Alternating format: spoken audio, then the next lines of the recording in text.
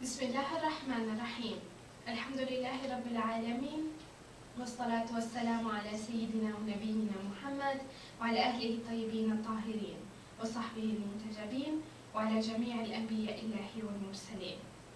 Me emrin e Allahut të gjithë mëshirshmit më shpëlqyer. Falënderimet më të sinqerta janë vetëm për Allahun e madhëruar.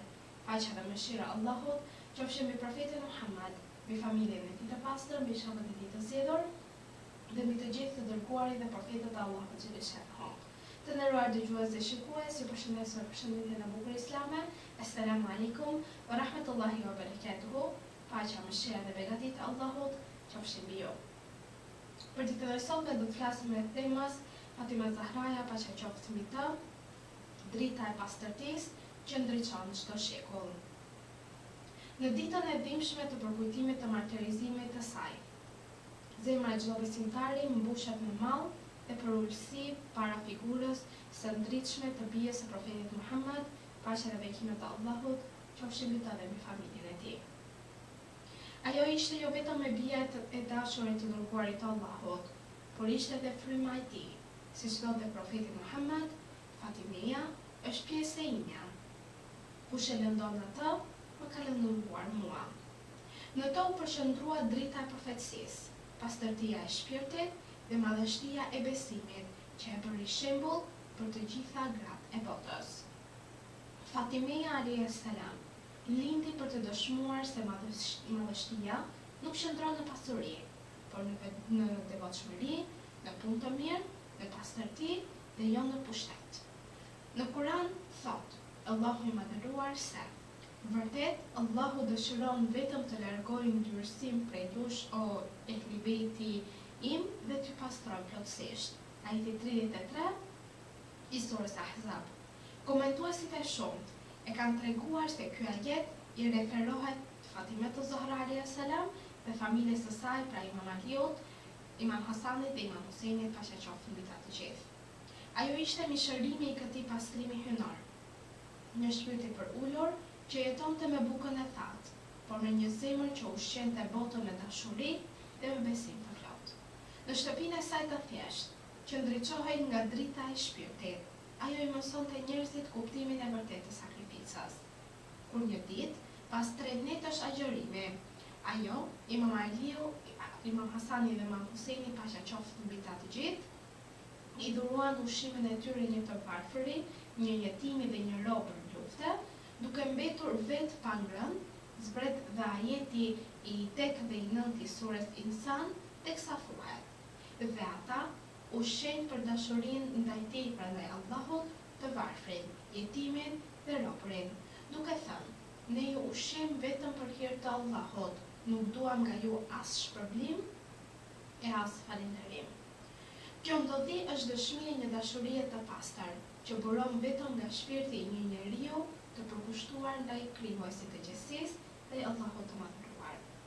Fatima Zahra alayhis salam nuk u dallua vetëm për adhurimin e saj, por u dallua dhe për qëndrimin e palëkundur përballë padrejtësisë. Ajo ishte një zë i drejtësisë, një shenjë e guximit hynor në një kohë kur heshtja ishte më e lehtë. Në fjalimin e saj të njohur në xhaminë e profetit Muhammed sallallahu alaihi wasallam, ajo mbrojti të drejtën, e ngriti zërin për hakun e imamatit dhe për kujtesën e së vërtetës së ardhur nga ana Allahu xhaleshahu. Ishte një grua që nuk kërkoi asgjë për veten e saj, por luftoi që fjala e Allahut të mos humbiste në hijen e pushtetit njerëzor. Nuk ka nën më të bukur se ajo, as bashkëshorte më të përkushtuar dhe as bi më të dashur. Në çdo aspekt të jetës, Fatima Zahra alayhis salam ishte shembulli për sosmërisë që çdo besimtar dhe besimtare synon të arrijë. Imam Aliu, paqja qoftë mbi të, ka thënë: pasha Allahun, që kur u martova me Fatimen, ajo nuk më zemëroi kurrë e as Muhammed sallallahu alaihi wasallam. Drita e saj u kthye në horizontin hynor, por shenjtëria e saj mbeti në çdo zemër që veh për të vërtetën. Fatimia nuk vdiq, ajo jeton në moralin e grave që ruajnë nderin, në burrat që respektojnë drejtësinë dhe në çdo shpirt që ndriçohet nga dashuria për ehli bejtin, paqja qoftë mbi ta. Në një botë që shpesh humbet në lakmi dhe padrejtësi, kujtimi i saj është si një yll i dritës që na kujton se bukuria e vërtet është në pastërtinë e shpirtit, në durim dhe në qëndresë përballë errësirës. Le të lutemi sot me zemra të thyera, duke kujtuar vazhdimin e profetit Muhammed sallallahu alaihi wasallam në çdo frymë dhe në çdo sekondë të kësaj dite, që inshallah ajo të jetë ndërmjetësuesja jonë në botën tjetër. Në përfundim të temës për ditën e sotme, virtytet e Fatimatul Zahra alayhis salam janë si një pasqyrë e pastër, ku reflektohet drita e profetit Muhammed sallallahu alaihi wasallam. Jeta e saj ishte një udhëtim i shkurtër në këtë jetë, por një ndikim që përfshiu përjetësinë.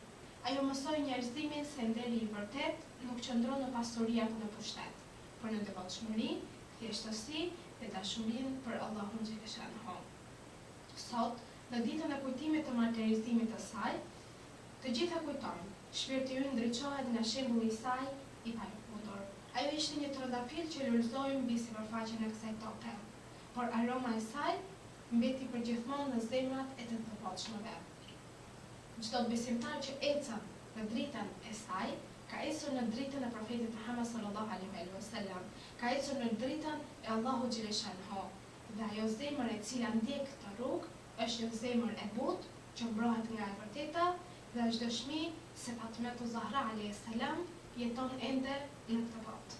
Në këto momente të nderuar dëgjues dhe shikues, ju përshëndes me përshëndetjen e bukur islame. Assalamu alaikum wa rahmatullahi wa barakatuhu. Paqja, mëshira dhe begatit e Allahut qofshin mbi ju.